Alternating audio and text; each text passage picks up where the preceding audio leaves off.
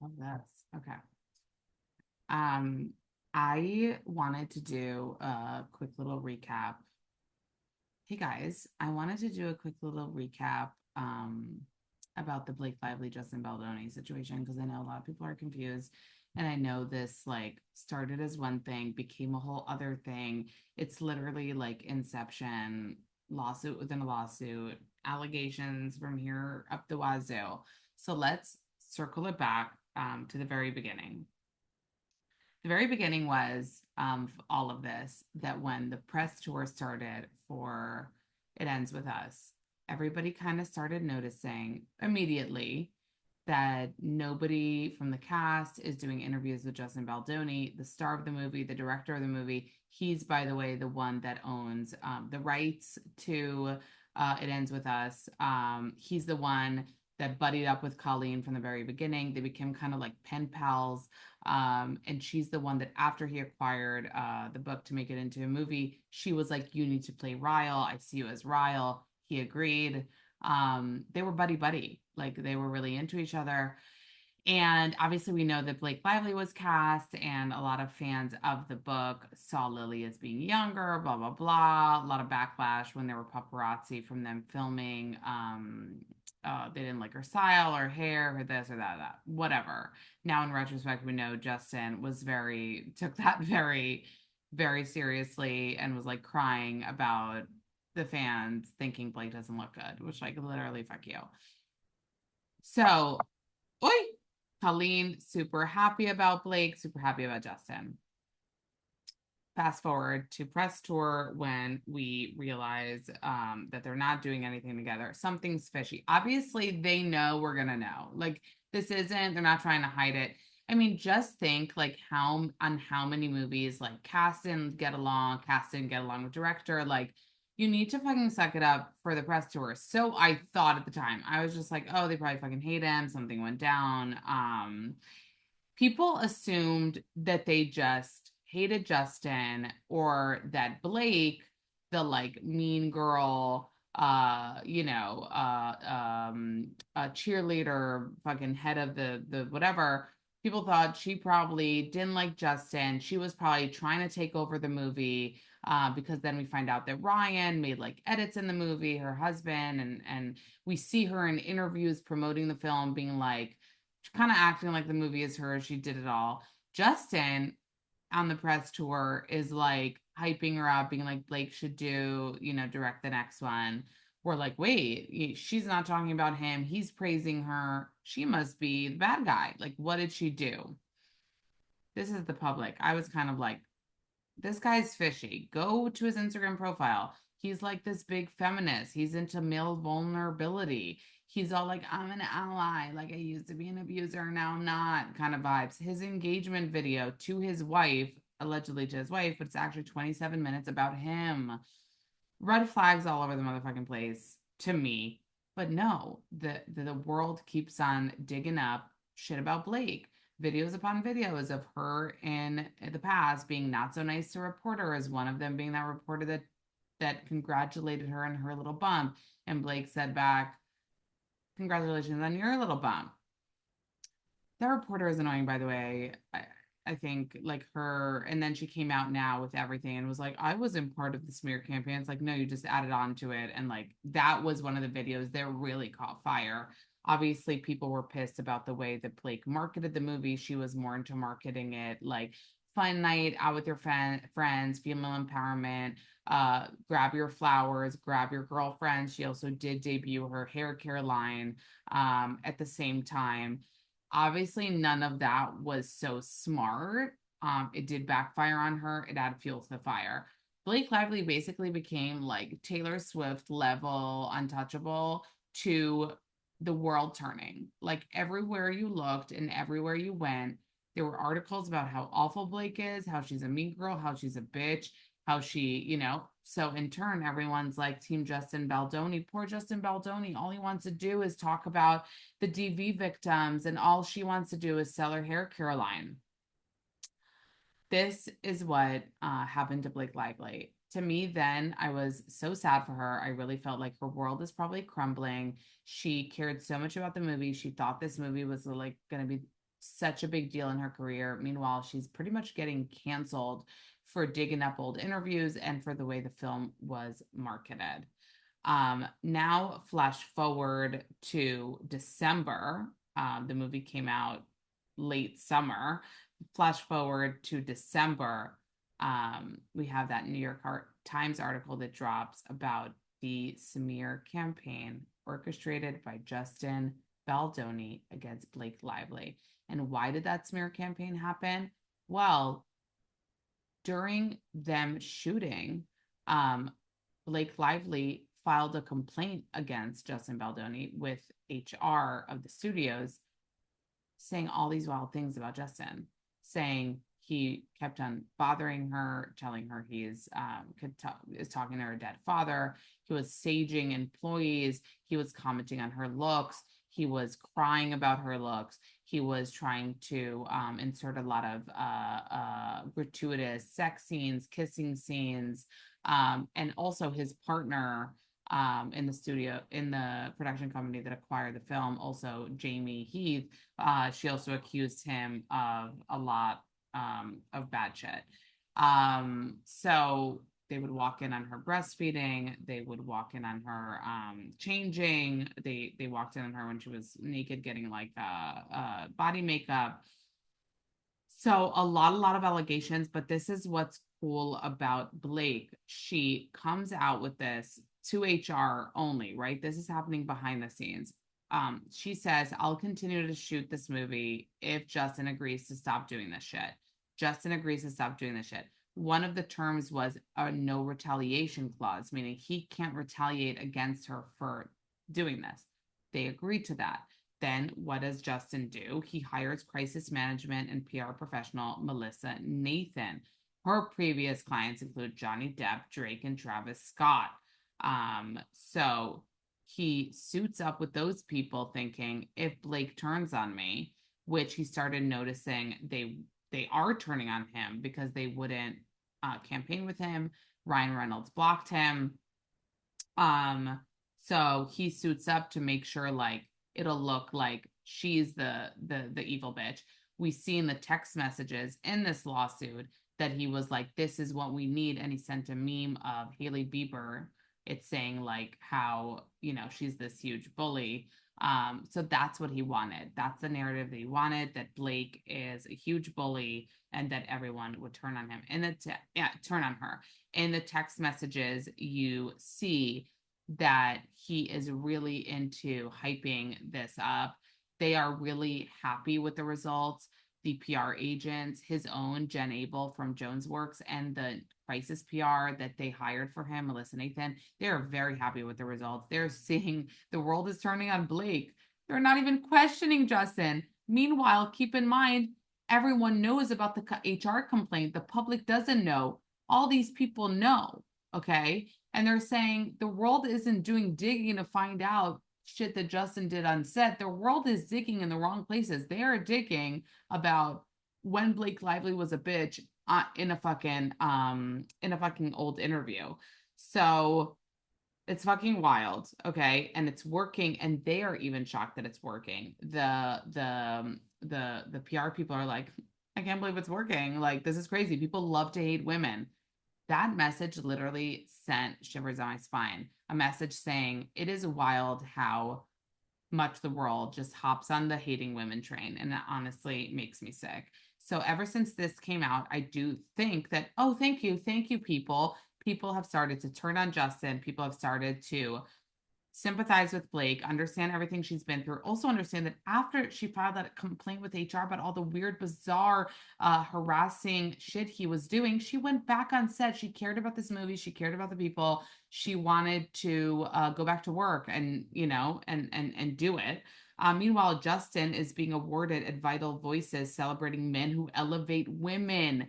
This is like prime example of dictionary wolf in sheep's clothing. He's selling this ally to women, all this shit. Meanwhile, he's harassing women. He's wanting to smear a woman in the media. Listen, Blake says he caused her severe emotional distress. Also, their kids, like they say in the suit, like I think their oldest is like 10. She probably understands, and it's just so fucked up. There were nudes that were being shown to Blake. There he used to mention his old pornography addiction, his sexual conquest. What really annoyed me the most was the pregnancy scene, because I even know, as I watched this movie twice, once in theaters and once now on Netflix, the birth scene, I'm sorry. I was like, that's so weird. Like, I gave birth twice. My gown was not up to here. Like, my gown was fully covering up until my knees. And I was like, that's so weird. Blake's like fake pregnancy bump is even out during this birthing scene. And in the complaint, it literally says like he wanted her to be naked. Like, this was the compromise, but he wanted her to be fully naked for this, and was like, my wife tore off her clothes. Like, this is how you should be. I'm like, first of all, no. Most women I talked to, including myself, we were clothed with the robe until our knees, not naked, not ripping it off. Secondly, Blake gave birth 4 times. Don't you think she knows? She knows. Listen, Blake played the long game, and I think it's paying off because Justin Baldoni was dropped from WME. That award that was given to him has been taken away. Obviously, Justin Baldoni's lawyer, Brian Freeman, told TMZ that Lively has filed this suit in order to fix her negative reputation. He says that it's false, outrageous, and intentionally salacious with intent to publicly hurt. Again, these text messages really do prove that there was this attempt to bury Blake. One of the messages says, you know, we can bury anyone. Melissa Nathan sent to Jennifer Abel. Let's not forget, let me give you the breakdown. So Jennifer Abel at that time worked at Jones Works, a very great public relations firm that's owned by Stephanie Jones. So Stephanie Jones is the boss. Jennifer Abel was working on Justin Baldoni's team. They hired Melissa Nathan, crisis PR for Justin, when all of this went down. They worked on full social account takedowns, starting threads of theories. They loved Reddit, which is fucking disgusting. And they all, most importantly, they said all of this will be mostly untraceable. Now, the biggest question when all of this came out was, how the fuck did they get the text messages? How did they get the text messages? So they, everywhere it said, they were like, it was obtained legally through subpoenas. A lot of lawyers that understand this kind of stuff is like, you can't subpoena text messages before a lawsuit actually happens. I will say that the way I think what happened is, by a few articles I read, is that since that happened, Jennifer Abel was fired from Jones Works by Stephanie Jones. Remember, that's the PR agency, not the crisis one, but Justin's PR agency. Jennifer was communicating with Melissa from the crisis PR. Okay, owner Stephanie Jones, Jones Works. She fired Jennifer Abel when she understood that Jennifer Abel wanted to leave and probably take clients with her. She fired her and took her work phone. All those text messages were from the work phone, which is dumb. Nobody's gonna ever make that mistake again. So it sounds like Stephanie Jones like handed over the text messages to save her own ass, or to do some weird revenge shit, because she's not on the text messages and she's the owner of the PR place.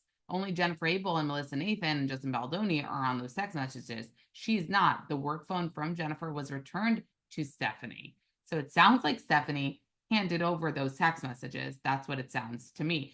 But now Stephanie Jones is suing Jennifer Abel, Melissa Nathan, and Justin Baldoni in a weird turn of events. It sounds like, again, part of this revenge, part of maybe placing the blame there, making sure that her PR agency kind of has a clean reputation. Don't forget, like I said, Justin Baldoni was dropped from WME. Usually they don't drop people without like investigating first. I heard the WME usually doesn't adhere to like cancellation, public cancellations. However, Blake Lively and Ryan Reynolds are both at WME. Want to hear another fucking wild thing? Stephanie Jones's husband is a WME agent. Suck on that. There are other wild, like intertwined fucking things here, which is Melissa Nathan has a sister, Sarah Nathan, who writes for the New York Post, page 6, all this shit. Go look at articles. She's listed under a lot of them. Even in one of the text messages, it said that, no problem. We're going to like coordinate with the media to like put out these articles. Now, flash forward to now. um Stars are finally coming out to support Blake Lively, like Colleen Hoover, Gwyneth Paltrow, America Ferrera, and Amber Tamlin, and Alexis Bledel. They all did a collab post for Blake. Listen, a lot of people are like, why are people only defending her now? When this came out, and I want to assume that not the worst of people. I think that her friends would have supported her then when she fucking needed it, but I'm assuming that she was working on this long game on this thing and was like, no, we're not going to like defend my mean girl reputation. I'm playing the long game. This isn't just defending how I came off in that interview, because there's no defending that. That was that stands alone. But now she has this entire case, which shows, okay, I was a little bitchy that day. What up with this? While you guys were hating on an old interview when I was hormonal and pregnant, that annoying reporter was just like, bam, whatever, which I understand wasn't that great. But to me, it's like, people are human. Yes, be kind, but people are human. Also, congrats on your little bump is an annoying thing. Just be like, congrats on your pregnancy. Also, that reporter, fuck her, because all she's trying to do is cancel people. Blake Lively said in a statement, I hope that my legal actions help pull back the curtains on the sinister retaliatory tactics to harm people who speak up about misconduct and help protect others who may be targeted. Listen, we don't know yet how Baldoni's lawyers are going to respond, because we saw their statement, but what are they going to do? Are they going to come back with anything? We don't know. By the way, Blake Lively was supposed to make an SNL appearance, and she wasn't able to do that due to the lawsuit, which sucks. Also, a podcast episode that Justin Baldoni was on, called, let me tell you, I'm not sure you care, but it's called How to Fail. She takes it down. She like apologizes for having him on. Don't forget that Brandon Skellner, who plays Atlas, fucking love him. He defended Blake when this was happening. He was one of the only ones to be like, stop this crusade, like, stop it. But he also shared the article now with a heart, and I love him and I'm obsessed with him. But what kills me, and I've said this on my Instagram, like, that I am happy that I was on the right side of history, that didn't jump to just try to take down Blake. Like, obviously there was something going on there, and people love to just hate on women so much that we were ignoring the gazillion red flags. We were ignoring a very clear red flag, which was if the entire cast decided to not be seen with him, decided to not do interviews with him, decided to not follow him on Instagram at the very least. Something happened, and it's not just Blake Lively because she's popular and beautiful that they were going after her. And we ignored that. I'm saying we as a nation, as a people, as the internet. I don't. But I hope that this teaches us for the future to not do that, and to raise our eyebrows maybe in a different direction, and not where TikTokers with green screens point us to, that there's more to the story, and to believe women, and not to be selective as much about it when you like someone, don't like someone. This reminded people a lot of the Amber Heard situation. I know a lot of people want to say that's different because she was found guilty of defamation, so that is different. But I think the public takedown of really taking a person and trying to kill them, that kind of felt similar. And we have more. I mean, Justin himself sent the example of Hailey Bieber, how the public tried to paint her as a bully so many times in her life. And I'm sure if we look back, we can find many more examples of that. So I'm not saying we need to conspire And because I feel like we do enough of that as a people, but I'm sure people are feeling pretty fucking silly right now. Anyway, I hope that Blake is doing well. People literally forget she's a mom of four. She gave birth like a year ago to this new baby. Also, the day that this lawsuit dropped, and this was in public, this was just a follower of mine sent me that somebody else like spotted them. The day that it dropped, basically Blake and Ryan were like at this like horse like equestrian what's it called, like competition for their daughter, and another girl won and not their daughter, and they took a picture with that girl. Anyway, people sent me that photo. That's what they were doing that day because they're just parents, and parents, I can't believe that people tried to destroy their lives. So anyway, I hope this 20-minute recap helped, and I hope we all learn from this. Bye.